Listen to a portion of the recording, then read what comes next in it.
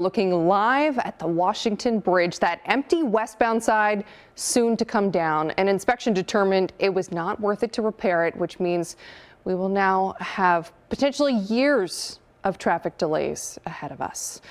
Welcome back at 4:30. I'm Emily Volz. That news, of course, 3 months in the making when the westbound side abruptly shut down in the middle of the evening commute back in December because of faulty tie-down rods. We learned more about those today.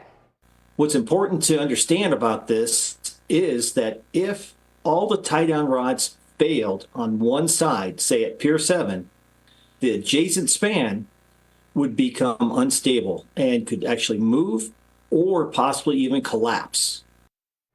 State officials stressing the abrupt closure potentially saved lives. Today, I'm joined by the interim CEO and president of the Rhode Island Hospitality Association, Heather Singleton. Heather, thank you so much for joining us today. Thank you for having me. So Heather, I mean, you've been out there talking with businesses. Is this something that you and the business community were expecting at this point, this announcement?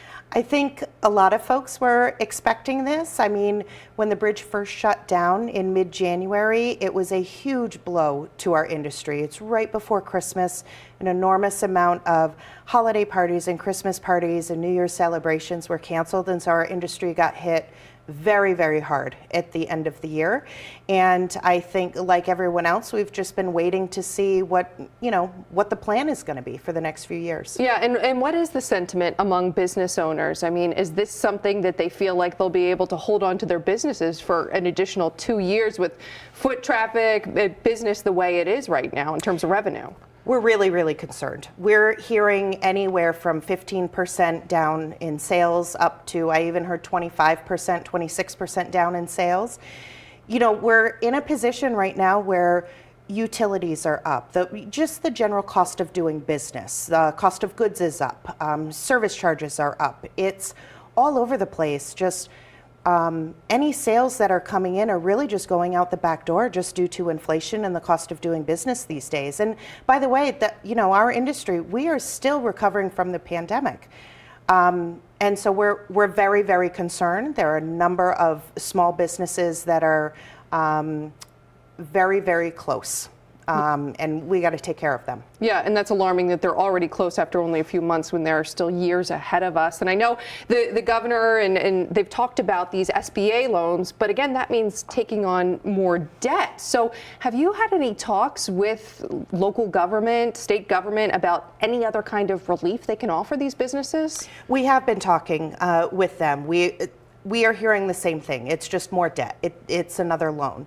I was very pleased to hear the governor say that he's open to hearing directly from businesses to hear some ideas. I know that our association, the Hospitality Association, is going to be participating in the East Providence resource event that's coming up next week. We're also going to be meeting with our industry members directly. Both mayors De Silva and Smiley, I was happy to hear what they had to say today at the news conference. So we're hopeful that we can come to the table with some ideas on behalf of the business community and work together to see what resources we can provide. In the meantime, what do you say to Southern New Englanders who, would love to support their local business but don't want to sit in traffic? Is there anything that we can do to help them? Yeah, put on a playlist, listen to your favorite podcast, and jam out and sing while you're waiting in traffic if you can. You can always purchase gift cards. You can, maybe it's not 5 o'clock that you want to make your dinner reservations. Try 6, try 7, and please just be patient. These are your neighbors. They are your business owners, the employees. We just really need to stand together and support each other and just be patient and have grace with each other. Heather Singleton with the Rhode Island Hospitality Association, thank you so much for joining us. Thank you.